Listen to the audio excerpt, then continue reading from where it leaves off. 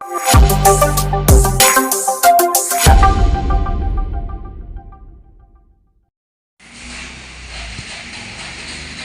Manjappura mass Motors എന്നായിരുന്നു. ഇവിടെ Honda Activa വണ്ടി നമ്മളത് വർക്കിന് കയറ്റിയിട്ടുണ്ട്.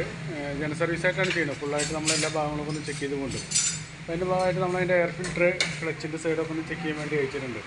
എയർ ഫിൽറ്റർ ചെക്ക് ചെയ്ത് നോക്കുമ്പോൾ നിലവിൽ വേറെ കുഴപ്പമൊന്നുമില്ല കേട്ടോ. എയർ ഫിൽറ്റർ നല്ല ഫിൽറ്ററാണ്, നിലവിൽ വേറെ കുഴപ്പമൊന്നുമില്ല.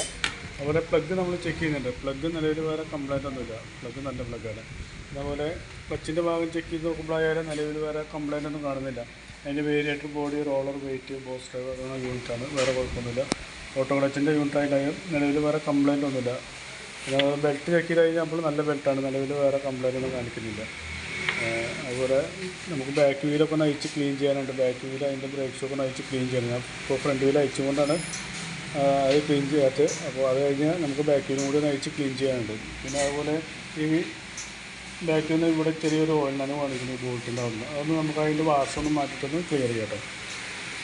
പിന്നെ അതുപോലെ തന്നെ അതിന് ഫ്രണ്ടിലോട്ട് വന്നു കഴിഞ്ഞാൽ ഫ്രണ്ട് ബ്രേക്സൊന്നും കുഴപ്പമൊന്നുമില്ല, നിലവിൽ വേറെ കംപ്ലൈൻ്റ് ഒന്നുമില്ല. അതിനെ ക്ലീൻ ചെയ്തിട്ടാൽ മതി. ബുഷുകളായാലും നിലവിൽ വേറെ കുഴപ്പമൊന്നും കാണിക്കുന്നില്ല. ഷോക്കപ്പിൻ്റെ ബുഷായാലും ലിങ്ക് ബുഷായാലും ഒക്കെ നമുക്കൊന്ന് അയച്ച് ഗ്രീസ് ചെയ്താൽ മതി, വേറെ കുഴപ്പമൊന്നുമില്ല. ഫ്രണ്ടിലെ 2 ബ്രേക്കിൻ്റെ കേബിളായാലും വേറെ കംപ്ലൈൻ്റ് ഒന്നും കാണിക്കുന്നില്ല. അതുപോലെ നമ്മൾ അതിൻ്റെ ബാറ്ററി ഒക്കെ ഒന്ന് ചെക്ക് ചെയ്യാൻ വേണ്ടി അയച്ചിട്ടുണ്ട്. ബാറ്ററി ഇരിക്കുന്നത് ആമറോണിൻ്റെ 2021 മോഡലാണ്. നിലവിലിപ്പോൾ സെൽഫൊക്കെ വർക്കിംഗ് ആണ്. എന്നാൽ പോലും ബാറ്ററിക്ക് വല്ല കംപ്ലൈൻറ്റ് ഉണ്ടോ കൂടി നമ്മൾ ചെക്ക് ചെയ്ത് പോകുന്നുണ്ട്.